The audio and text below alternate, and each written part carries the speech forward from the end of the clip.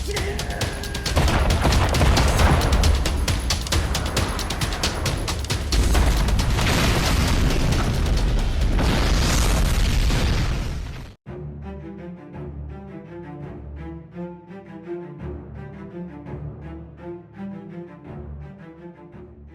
right. Well, hello everyone. Welcome back to the Pacific War Channel, where we cover the entire history of the Asia-Pacific War from 1937 all the way up to 1945 and all the major events that led up to it. Joined here by fellow YouTuber Scott. How's it going? Good, very good. Thank you very much for having me on tonight. I totally appreciate it. It's a great honor. It's not a problem. And of course, this episode is timely as we're coming up to Pearl Harbor. I thought, who better to go to than yourself? Actually, why don't we start off by you just telling us a little bit about your YouTube channel and your background? Well, my name is Scott Freund. My YouTube channel is SFR Productions, and I'm kind of an amateur historian, documentary filmmaker, and I got my start doing documentaries about Pearl Harbor. My first was Pearl Harbor, the Real Story, and it turned out quite well. It actually was sold by the National Park Service bookstore there at the Arizona Memorial starting in 2000, and it's been sold there up until probably about 2020, and when they kind of went away from DVD sales. With that study of Pearl Harbor, I've extended into other areas of the Pacific and into Europe. So being an amateur historian, I just love to travel and then document what I see and the history about what was there. So that's kind of what I do as my hobby, is sharing my love of history with people. Awesome. And stating all of that, there is a lot to know about Pearl Harbor, and there's especially a lot that goes unsaid. And that was, I kind of think, the inspiration for the subsections that we chose for this episode. I wanted to find things that people don't know so much about, the lesser known facts about Pearl Harbor. And this is going to be broken down into 5 videos, and then there will be a full podcast, most likely on Podbean, and perhaps on the YouTube channel, and perhaps also on the Kings and Generals channel. But stating that to the audience, I'll just let you know the 5 sections that we're going to cover today. The first one is the story of Takeo Yoshikawa. The second one will be the Midget Submarine attacks in Pearl Harbor. The third one will be the military facilities that were hit prior to the ships, and afterwards with the second wave, of course. The fourth one, the extent of the damage to the ships, the significance of what really happened at Pearl Harbor, and what wasn't hit, for that matter. The fifth one, the Arizona footage story that's going to be brought by Scott. And the last one is kind of a silly little add-on. The sixth one is going to be a silly conspiracy theory, one in particular that's known as the backdoor theory, which anyone who is a Pearl Harbor enthusiast has definitely heard about this one and all the various aspects of it. And well, the third section to all this, I don't know if this is one that people don't particularly know much about, but it is significant. It's the military facilities that were hit prior to the ships, because ultimately that's what was hit for the first wave. And then when the second wave comes, they actually hit other facilities. And I guess it kind of ties in a bit with the whole radar situation. I'm not sure are you familiar with the whole story of how that went down? Maybe you want to tell the audience the great fumble from the radar perspective. So at Opana Point, we had a new thing, this radar. Okay, so these two guys from Wheeler or Schofield were operating this radar station at Opana Point. And what would happen is periodically B-17s would come in from Hamilton Field, which is in California. It's just north of San Francisco. It's about a 12-hour, 13-hour flight from Hamilton Field to Hickam. So to aid their move or their transfer from Hamilton to Hickam, the radio station there would play music all night, so they could use that to get in there. So Opana Point picks up a large blip of aircraft, and they decide they better call it in. So they call it in to Fort Shafter. I think it was Fort Shafter. And they say, hey, we have a large blip. What do you want us to do? And the thought is, it's got to be the B-17s coming in. Don't worry about it. Yeah. And so that whole piece of the puzzle there, again, it's a coincidence. The B-17s are coming in, but yet the Japanese are coming in at the same time. So it's a total coincidence of this happening, and it was dismissed. So these guys continue monitoring the radar blip, and they actually were, they were documenting what it was doing, and finally they basically were like, okay, it's done. We're out of here. Yeah. Um, so there was that morning also. Besides the B-17s, there were quite a few Piper Cubs and other planes that were in the air. Yeah. So Yeah. as the Japanese were coming from the north, approaching Oahu from the north, there was a small little Piper flying in that vicinity. Um, that actually little airplane that was there, that was flying to the north, is actually at the Pacific Aviation Museum, which is on Ford Island, and it hangs from the ceiling up there. But they saw the planes coming in, and they realized, oh, we better get out of here. They took off and they went and got out of the way. So when we're talking about the bases, most people think that when you say Pearl Harbor, only Pearl Harbor was attacked. Yeah. This is an attack on a naval base. What most people don't understand is that Oahu has a number of military bases, and most of those bases are aircraft oriented. So you the have actual defense of the island is the aircraft. Correct. Yeah. Exactly. And what's the biggest threat if you're attacking somebody? How would you be found at that time in the 40s? Aircraft. You need to make sure that you don't have aircraft that can pursue you back, find your fleet, all this.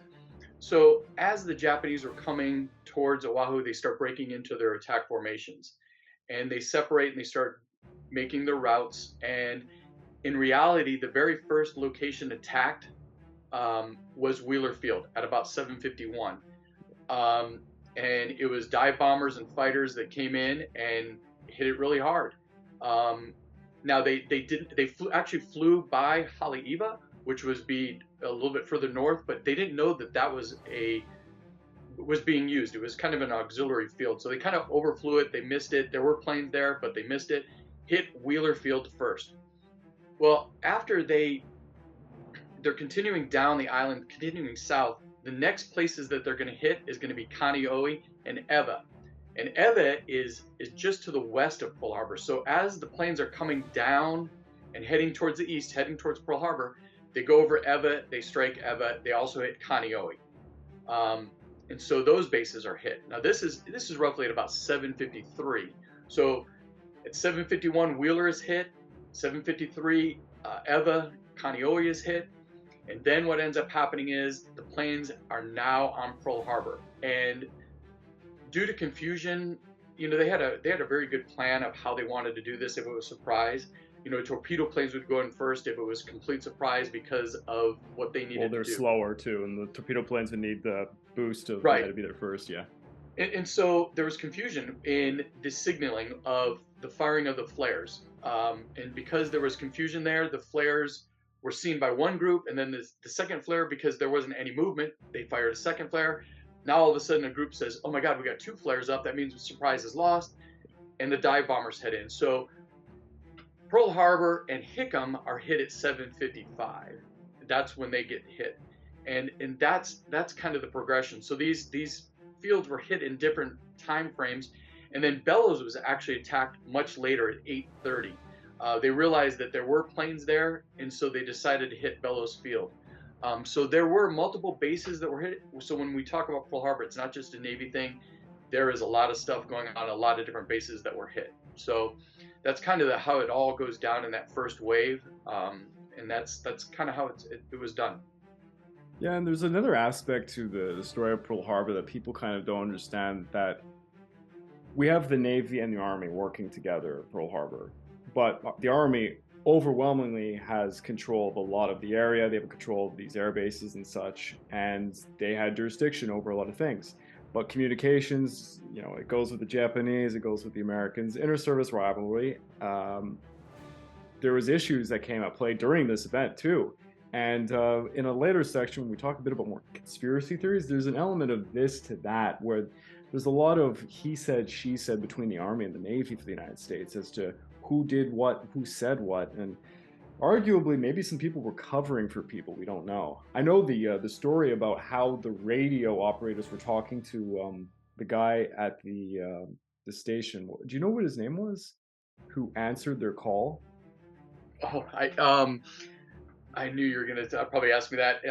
But It's a unique name too. I have to look up. all needless to say, the report of exactly how this conversation goes down has been through a lot of scrutiny, and there are some bizarre questions as to why. Yes, he told them, okay, yeah, these B-17s are coming in from, I think it was from San Diego or Los Angeles. Yeah, they were coming in, and we're expecting them. Yeah. But it is a little bizarre that he was so amped up to just stop this conversation while the other guys at the radio station, I believe they just wanted to get their breakfast or something at the time, so they were ready to pack it up. And they also had never seen the size of the blip on it. They didn't know exactly what that meant. So there was, some ignorance to the new technology, mind you. It was Yes. pretty brand new. But yeah, it's just another element to what a lot of people have fed into, which led to conspiracy theories later. But Yes. I feel that this section kind of pulls into the next one. They go hand in hand, which is like the extent of the damage to everything in Pearl Harbor. It's not just the ships. There's damage that was done to some of the facilities, and there was a lot of damage that was not done, which is pretty crucial. But maybe you can talk a bit about the hardest hit stuff at Pearl Harbor for those who wouldn't know. For example, the Arizona, I think everyone knows, but how the Arizona Right. was hit. Yeah. There are quite a few ships that are severely damaged. When you talk about Pearl Harbor, yeah, they focused on the ships Yes. and the planes, but there's infrastructure that is crucial. Mhm. That's the crucial part of this. And I've talked with so many Pearl Harbor survivors about what they did, what they saw, and if you look at, I sat a full day with John Finn, Medal of Honor recipient from Kanoehe. They were bombing all the planes, the PBYs out in the water, Yeah. planes that were sitting there, but they hit a couple of the hangars, but yet they left a lot of the infrastructure there that they could use that to repair things. And the same thing happened at Pearl Harbor. You have all of these repair facilities at Pearl Harbor that weren't really hit. And so you have all these ships that are sunk, but they're put back into service. Um, Sunk in a shallow harbor, mind you, so correct. easy to That get. that's another key feature of this. We're kind of lucky that this took place at Pearl Harbor and not at Lahaina Roads, because that's deep water, and the Yeah. ships would all have been lost. So you would have lost, all of these ships. But there's only 3 ships that actually, out of all of this, were permanently lost. Yeah. That's the Arizona and the Utah, which are still at Pearl Harbor, and the Oklahoma. The Oklahoma was actually being towed back to California, um, and it had a bunch of patches that they'd put on it. The patches, something gave on board the Oklahoma. It started to take on water. The 2 tugs turned around to try to get it back to Pearl Harbor, and it went down quickly. Luckily, the subs were able to cut the cables, or they would have been lost too. But think about this: out of all that attack, only 3 ships were permanently lost. Everything else was put back into service and used in the war. That is incredible because of that infrastructure where we were able to repair. Some of it was repaired at Pearl Harbor, others temporary repairs, and they were sent back to California where they made permanent repairs and they were put back into service.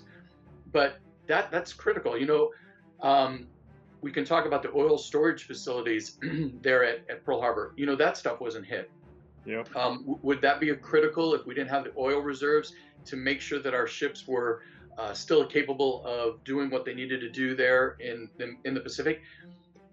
If those infrastructure bases would have been hit, or those structures would have been hit, we probably would have had to take everything back to California. Yeah, you would And we have would to have been abandon delayed. land. Yeah, I mean, we'd have to abandon it. And that would have delayed us 6 months to a year to get back into the offensive. But because we were able to do this, we were able to get back into the offensive mode relatively quickly with like Midway. So it was kind of a blunder It not originates at taking care Pearl of that. Harbor. Yeah. Yeah. So Oh, I can just tell the audience, just for those who might not know, Admiral Yamamoto, when given the reluctant task, mind you, he, of course, as much as this was his baby that he made the Pearl Harbor operation, he never wanted to go to war in the first place because he knew the consequences and he knew the productive capabilities of America, quote unquote, the sleeping giant. Although it wasn't him who actually said that quote, that's a whole other thing. But 4 things were failed at Pearl Harbor. The one that everyone knows, obviously, is that the United States carriers, they were out of Pearl Harbor at the time, so they weren't hit. The repair yards, and it goes alongside the oil tanks, the submarine base, and the old HQ building were all intact. They weren't hit.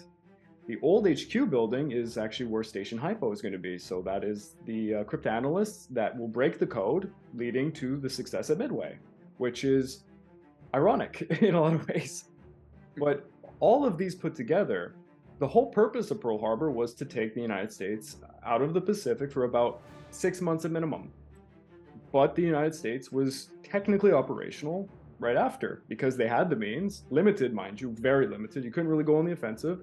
But Halsey and others, they did perform carrier raids and they did threaten. The Doolittle raid, for example, greatly changed the IGN's tactics. They lost face. They couldn't believe that the home islands, let alone the Emperor's palace, was flown over. It really it was a crushing blow to Yamamoto. He was physically sickened by it when it happened. And this is a great oversight, Pearl Harbor, particularly the oil tanks.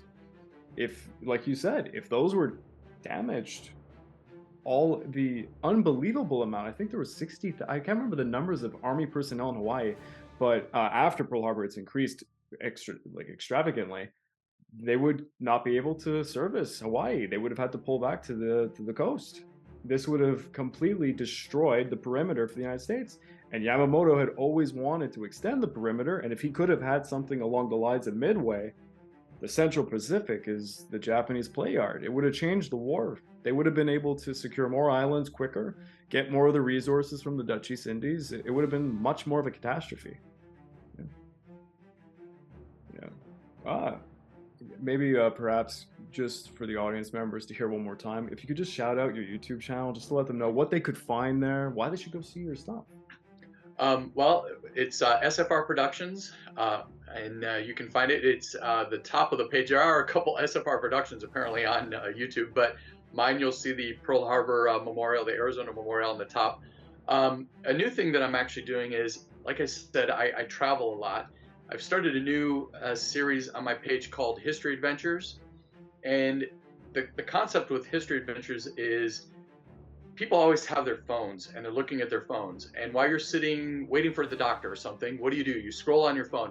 So History Adventures, I'm taking people on trips around the world to different military bases, different military battlefields, and I make them into little 10-minute or less little snippets, a little bit of history, and then what you see today. So the newest thing that we're doing on our page is History Adventures, where we take you around.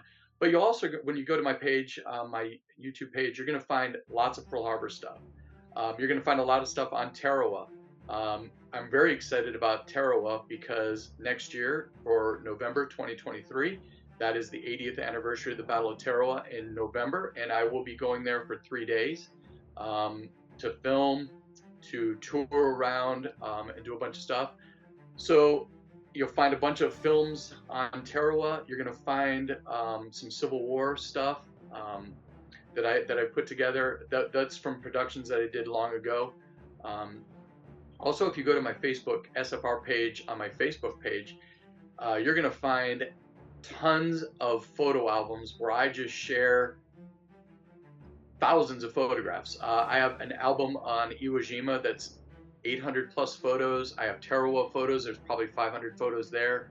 I have Peleliu photos, Guadalcanal photos, Pearl Harbor, you name it. So, and I love sharing history with people. So again, my YouTube page is SFR Productions, and my Facebook page is SFR Productions also, where you can go and get photos. So I enjoy doing that. I enjoy history. It's a passion of mine.